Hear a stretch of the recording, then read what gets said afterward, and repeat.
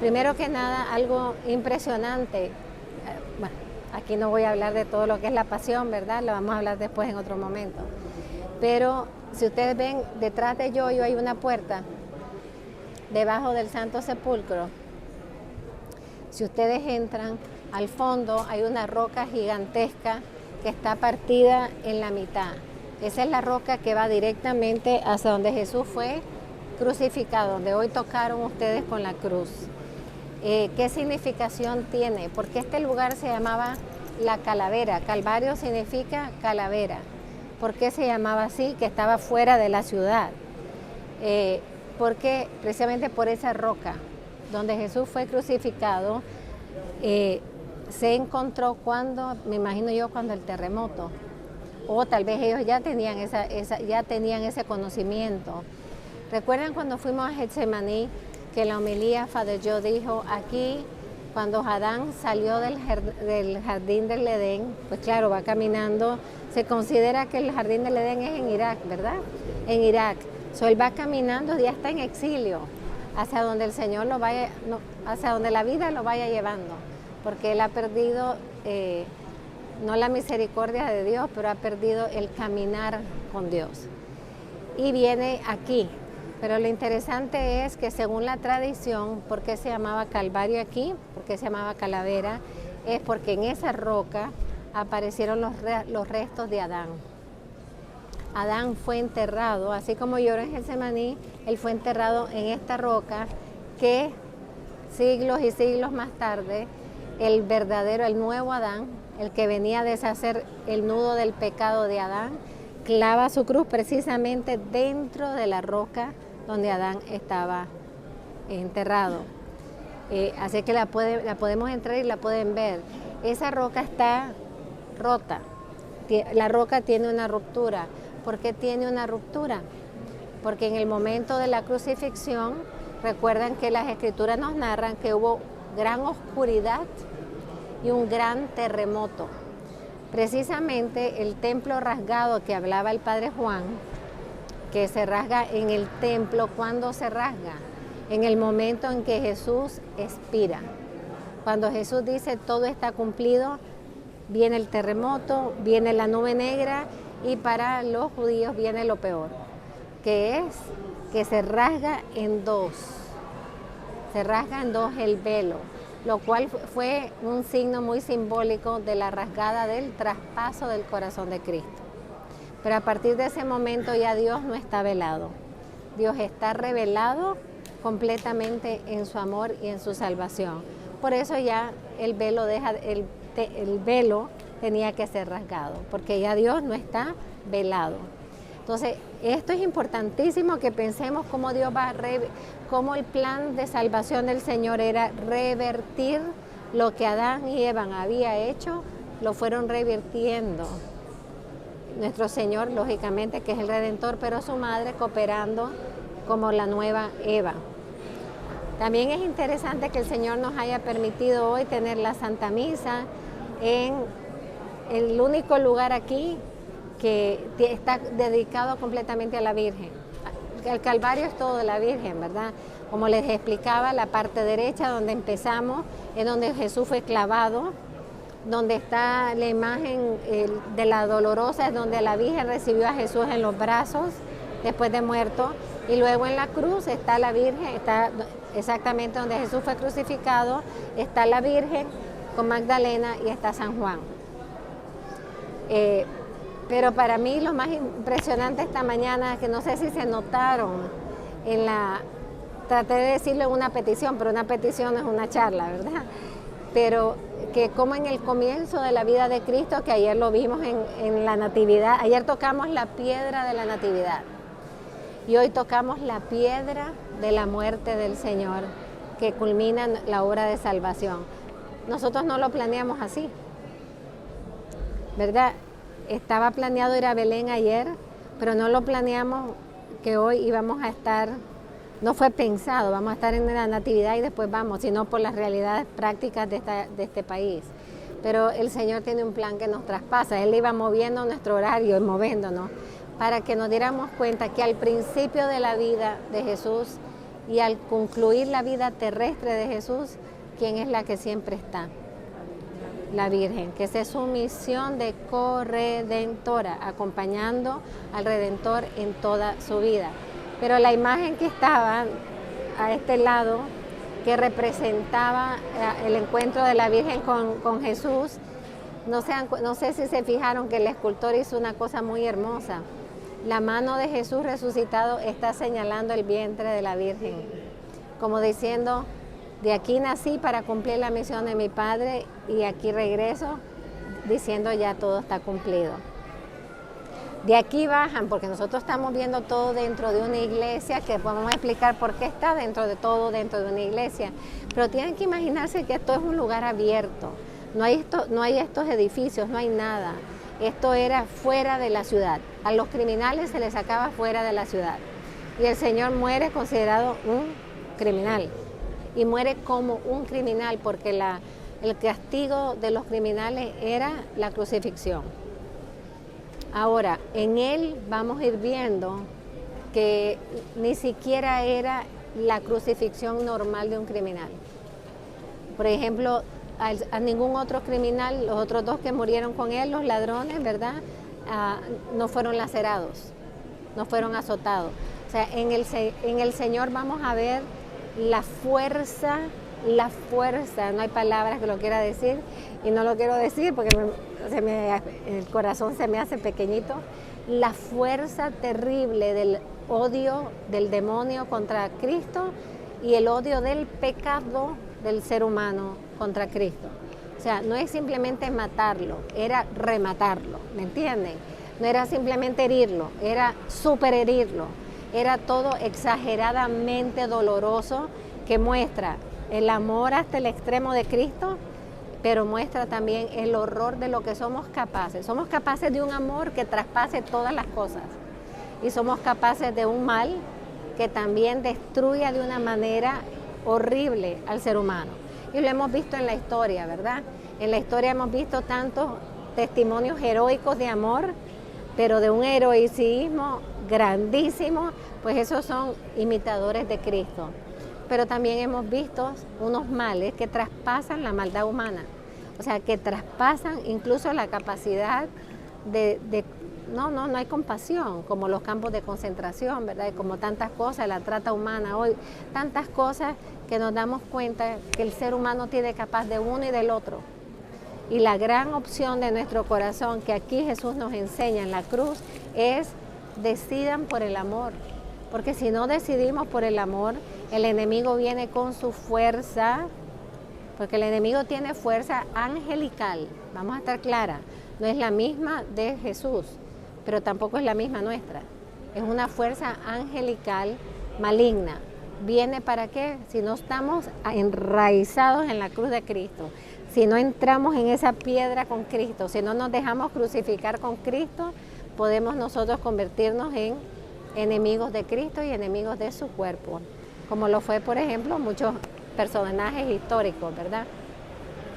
Por lo tanto, miren qué cosa, el Señor vino a aplastar el pecado. ¿Dónde comienza el pecado? En nuestros primeros padres.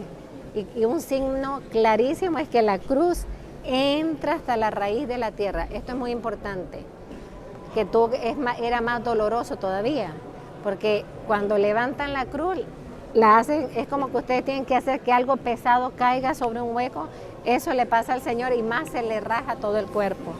Pero ¿por qué a Él lo entran bueno, eso era por el mal que le querían hacer, pero Él se deja hacer eso porque para poder, estoy buscando la palabra en español, para poder crush el poder del pecado, tenía que ir a la raíz, aplastar la raíz del pecado. O sea, como nosotros mismos, no es suficiente que hagamos un sacrificio o algo en una área que está en nosotros pecaminosa.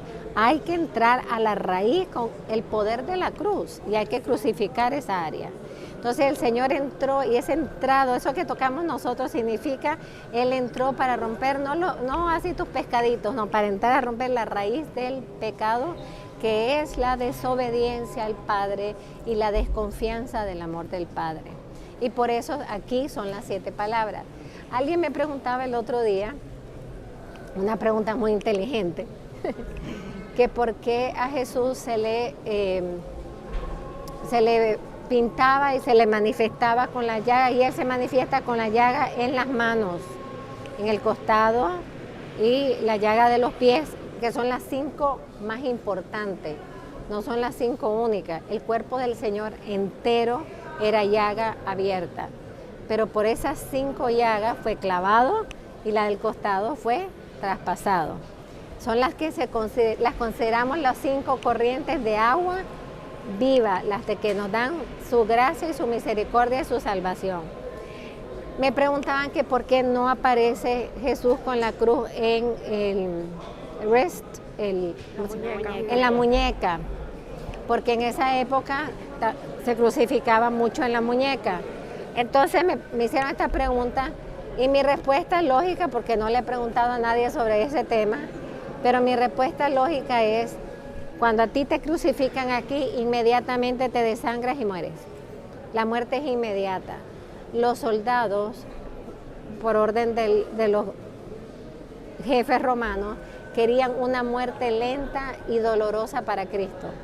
Por lo tanto, si lo hubieran clavado aquí, muere inmediatamente.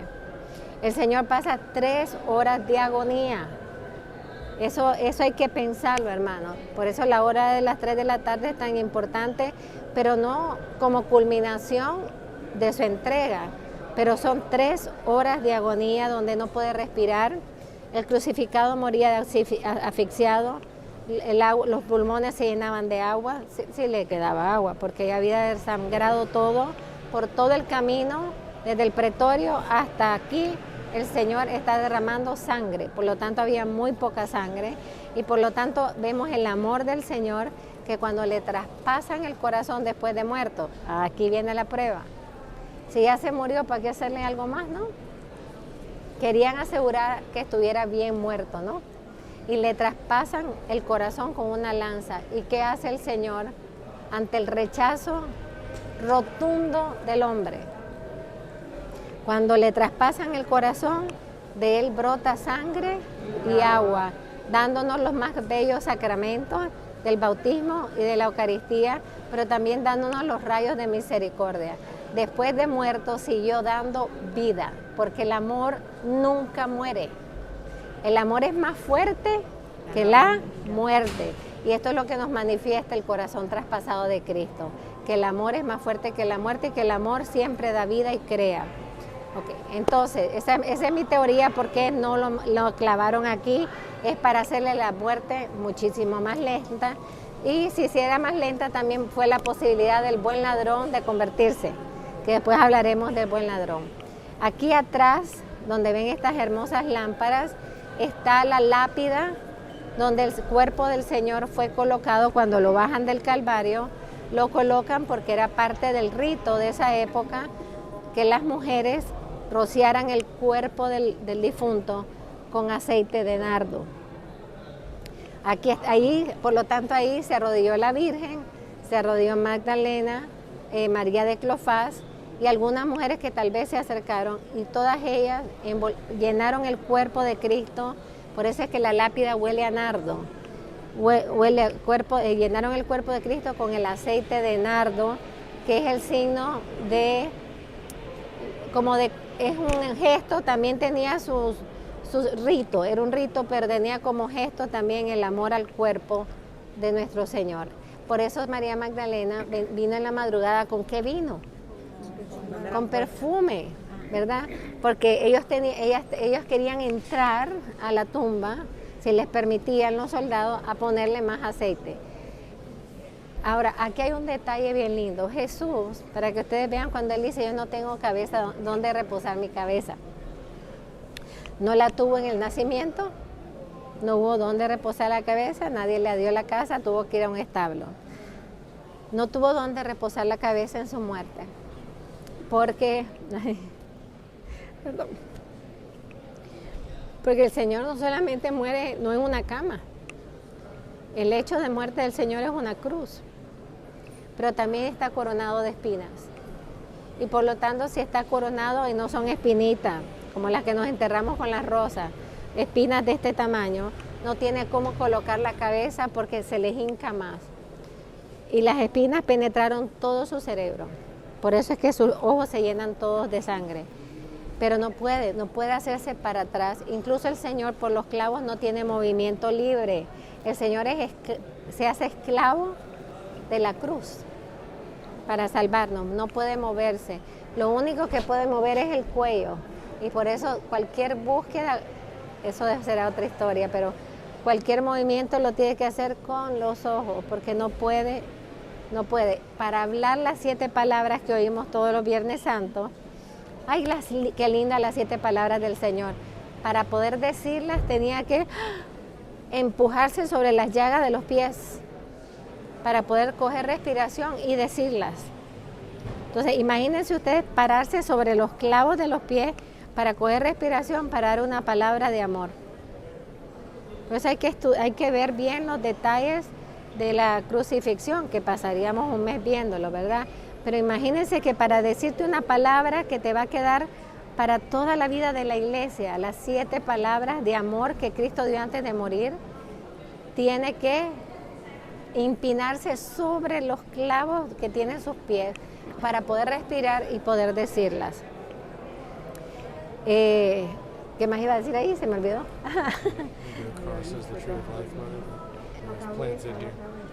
Ahora, otra cosa importante, ¿por qué muere en una cruz? Porque muere en un madero. El madero viene del árbol. En un árbol fue donde se dio el primer pecado.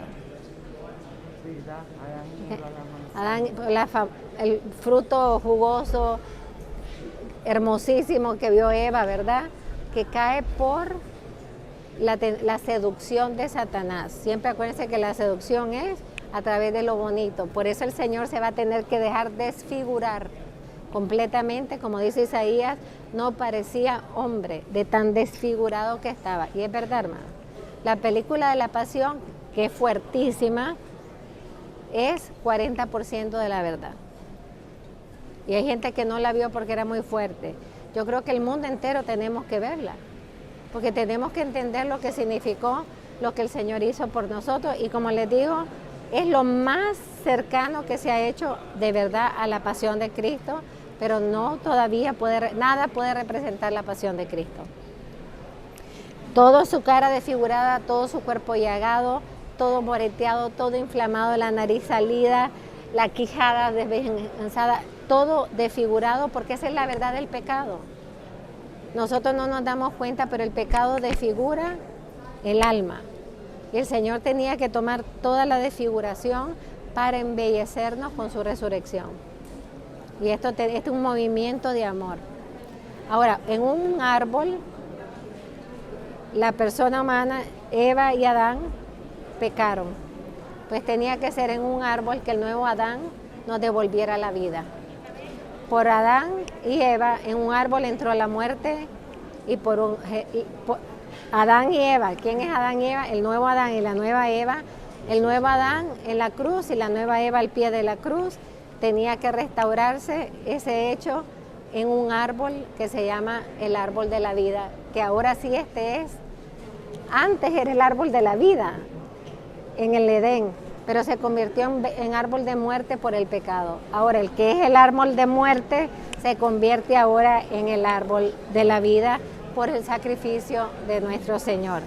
Entonces ahora, si quieren, pueden pasar a tocar, esta es la capilla de Santa Elena, porque en ese lugar donde vamos a bajar ahora es donde Santa Elena encontró la verdadera cruz. Ese es el milagro, eso nunca está abierto. ¿Okay? ¿Qué es la importancia de Santa Elena?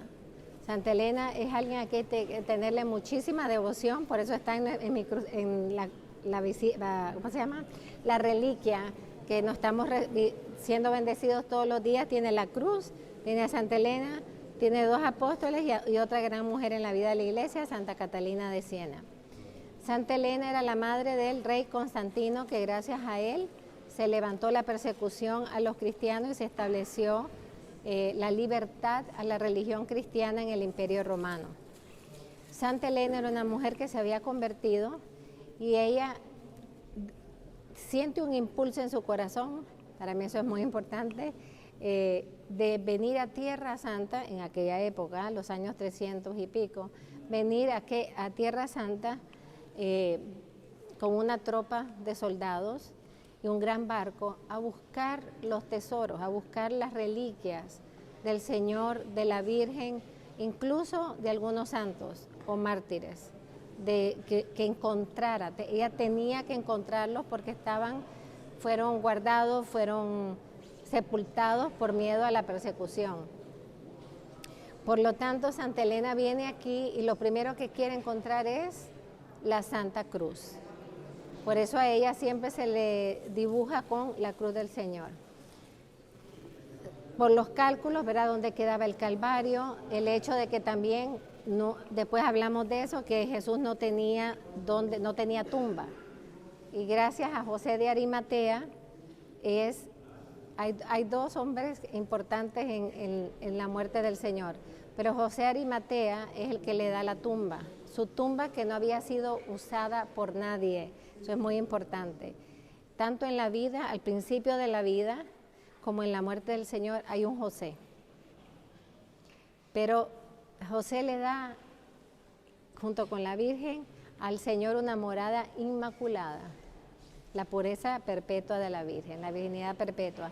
Pero también la tumba que el Señor va a entrar es una tumba que se la da a un José, que era un discípulo escondido del Señor, José de Arimatea, le da su tumba que nunca había sido usada por nadie, representando la inmaculatez de la tumba. Entonces, calculando dónde había sido crucificado, lógicamente dónde estaba la tumba de José de Arimatea, es que empiezan a calcular, pues por aquí tiene que haber quedado enterrada la cruz del Señor. Empiezan a excavar y encuentran 3 cruces precisamente ahí abajo. Entonces hay 3 cruces. ¿Cuál es la cruz del Señor? Santa Elena, muy sabia, dice, pues la cruz del Señor hará milagros, la de los otros no. Y cerca de aquí había una mujer que estaba moribunda. Y lo manda a que vayan a recoger a la mujer moribunda, la ponen en una cruz, sigue moribunda. La ponen en otra cruz, sigue moribunda. Pero la ponen en una tercera cruz y la mujer se sana automáticamente. Entonces así sabemos que esa era la cruz verdadera de nuestro Señor, la cual pues Santa Elena encontró, y gracias a que la encontró se empezaron a hacer pedacitos. El pedazo más grande de la cruz del Señor, una está aquí, en el patriarcado, o sea, está guardada en el patriarcado, que en ciertas ocasiones del año, como el Viernes Santo, se procesiona con el patriarca llevándola. Y la segunda más grande está en España, en el monasterio está por Santander, como a 1 hora de Santander. Y uno, si el Padre es buena gente, te abre el relicario y puedes tocar la verdadera cruz. Pero nosotros andamos un pedacito de la cruz del Señor con que somos bendecidos todos los días, gracias a que Santa Elena la encontró y se la lleva. Todo lo que va encontrando va siendo llevado de aquí. ¿Por qué? Porque aquí era lugar de muchas invasiones donde era contra los cristianos. Lo segundo, cuando se encuentra esto y empiezan a hacer todas las excavaciones, adivinen qué encuentran. El sepulcro del Señor, donde acabamos de estar, el sepulcro de la resurrección. Lógicamente ese no se lo llevó, lo dejó aquí, porque si no, no lo podríamos visitar, ¿verdad? Pero así se fue encontrando, todas las reliquias de la pasión fueron recogidas por Santa Elena, a quien yo amo profundísimamente y aquí se me ha hecho muy presente. Por ejemplo, ella recogió el manto de púrpura que le pusieron al Señor cuando después de azotado, que nosotros tenemos un pedacito de esa púrpura. Recogió las espinas del Señor, que están algunas en la Santa Croce de Jerusalén, en Roma, la iglesia que construyó ella con tierra que llevó de aquí. Están las reliquias de 2 espinas, está el dedo de Santo Tomás, el que le metió en la llaga, está el INRI, el pedazo del INRI, está también Está los ganchos con que latigaron al Señor, hay unos cuantos. Y también, bueno, la escalera santa, los que han ido a Roma, la escalera santa se la llevó Santa Elena de aquí y está en Roma, ¿ok? Y también hay otro que estoy olvidando. Dije el gancho, los clavos. Hay 2 clavos del Señor allá en Santa Elena, en Santa Croce de Jerusalén. En París, en Notre Dame, estaban una serie de espinas. Pero cuando se incendió, lo primero que hicieron fue correr a sacar el Santísimo y las espinas regresaron a su lugar donde siempre estuvieron, que es la Sacra Chapelle. En realidad, la capilla, no sé si han visitado en París, la Sacra Chapelle fue construida solo, eso yo lo hacía notar cuando estábamos en París, aquella belleza arquitectónica fue simplemente construida para hacer la capilla donde se guardaban las espinas del Señor. Así que le debemos a Santa Elena también el manto con que la Virgen envolvió al niño, que tenemos nosotros un pedacito, un poquito del manto, tenemos manto de San José, que está en Roma, también tenemos un poquito, hay un montón de reliquias importantísimas que son históricas. Las encuentra Santa Elena y son selladas por Santa Elena que son verdad. Todas tienen una autenticidad, una prueba de autenticidad. Entonces, antes que nos cierren el milagro, porque hablar podemos en cualquier momento, pero este milagro hay que aprovecharlo. Vamos a bajar donde Santa Elena encontró la cruz del Señor, es donde les estoy enseñando. Es donde se sentaba Santa Elena mientras estaban los hombres aquí excavando. Estos 3 hoyos que ven aquí arriba, estos 3 huecos, es donde tiraban el agua, o sea, bajaban como unos baldes de agua para poder excavar. Aquí, si se ven, hay una cruz, no se ve completa, pero hay una cruz que tiene 3 brazos. Parece la cruz de Caravaca, ¿no? Que representa las 3 cruces que aquí encontraron. Pero imagínense el momento cuando ella está sentada aquí y empiezan a salir las cruces y pues lógicamente ella baja para la identificación. Every year celebrate 14th of September, the Feast of the Cross. Every day celebrate the 14th September, the Feast of the Cross. That's the date when Elena she found the cross of Jesus. La razón por qué celebramos el 14 de septiembre la fiesta de la Santa Cruz es porque ese es el día que Santa Elena encontró la Santa Cruz, 14 de septiembre. ¿Ok? Así que Santa Elena es una mujer sumamente importante, porque sin ella no tendríamos reliquias de la Santa Cruz, no teníamos reliquias de la Pasión. Y tampoco tendríamos esta basílica, porque Santa Elena dio la orden de la construcción de la Basílica del Santo Sepulcro, para que todos los lugares sagrados quedaran cubiertos como en un vientre, ¿no? Mujeres después de todo, para que la vida quedara dentro de un vientre, todos estos lugares sagrados quedaran dentro de un solo lugar y no dispersados, sino que cubiertos por una basílica, que lógicamente esta basílica ha sido muy atacada, ha sido, algunos intentado ser incendiada, invadida por los saracenos, por los diferentes. It's near 12. You want to pray the angels or you pray one tick of the rosary, whatever. Pero the Crusades it was to defend, ¿no? Yes.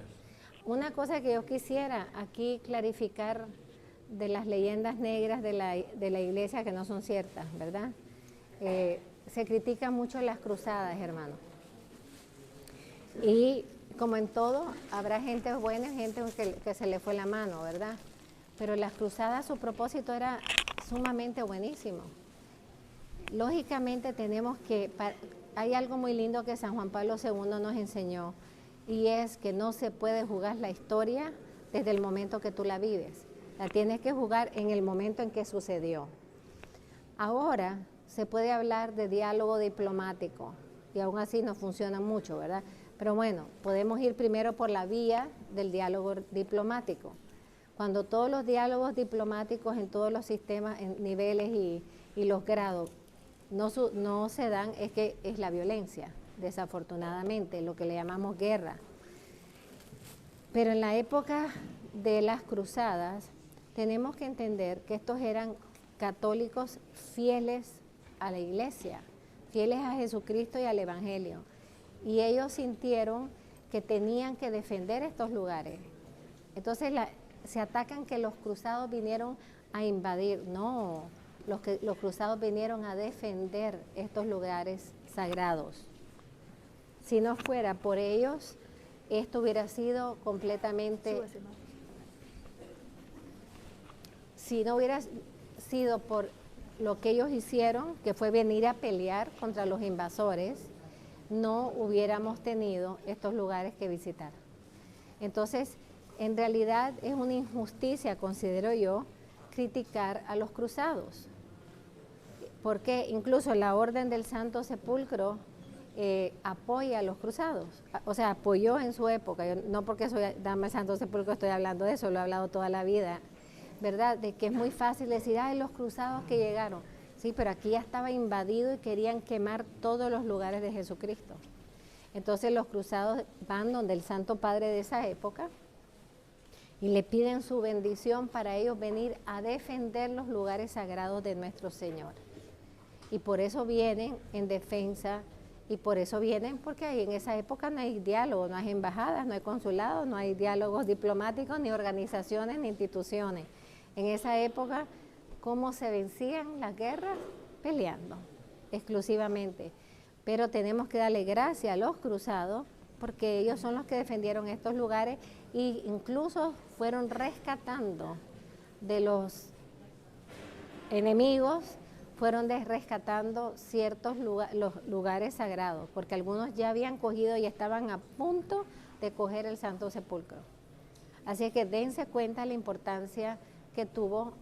Tanto era así como consideró el Papa de esa época la misión de los cruzados, que los cruzados eran los únicos, fuera de la indulgencia de San Francisco de Asís, los cruzados eran los únicos que tenían indulgencia plenaria, que si morían defendiendo los lugares sagrados, inmediatamente quedaban todos sus pecados perdonados.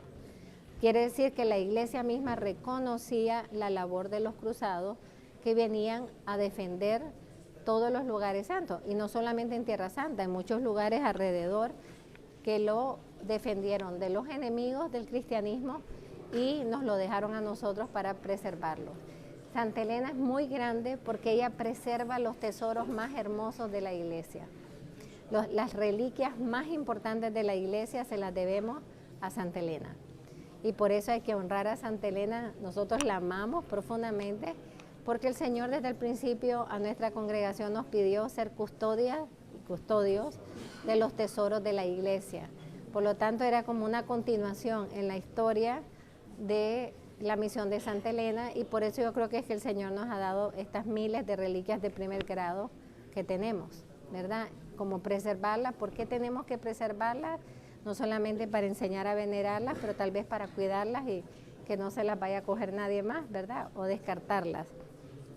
Así es que demos gracias a Santa Elena y demos gracias al Señor que nos permitió bajar a besar el lugar donde encontró la cruz de nuestro Señor. Dios te salve María, llena eres de gracia, el Señor es contigo. Bendita Tú eres entre todas las mujeres, y bendito es el fruto de tu vientre, Jesús. Santa María, Madre de Dios, ruega por nosotros pecadores, ahora y en la hora de nuestra muerte. Amén.